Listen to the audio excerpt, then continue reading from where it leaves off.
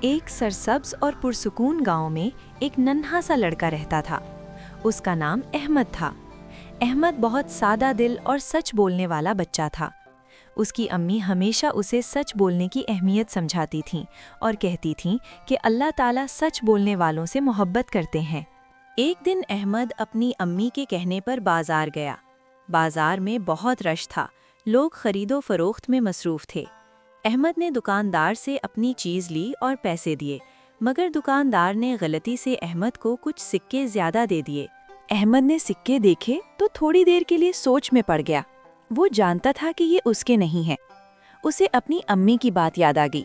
احمد فوراً واپس دکاندار کے پاس گیا اور کہا، چچا، آپ نے مجھے زیادہ پیسے دے دیے ہیں۔ دکاندار یہ سن کر بہت خوش ہوا۔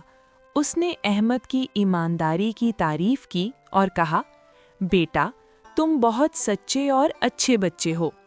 دکاندار نے خوش ہو کر احمد کو ایک چھوٹا سا چراغ تحفے میں دیا۔ اسی رات گاؤں میں اچانک اندھیرا چھا گیا۔ ہر طرف تاریکی تھی، لوگ پریشان ہو گئے۔ تب احمد نے اپنا چراغ جلایا، چراغ کی نرم روشنی پھیلنے لگی اور آس پاس کا علاقہ روشن ہو گیا۔ احمد نے دل ہی دل میں اللہ تعالیٰ کا شکر ادا کیا اور دعا کی کہ یا اللہ، مجھے ہمیشہ سچ بولنے والا اور اچھا انسان بنائے رکھنا۔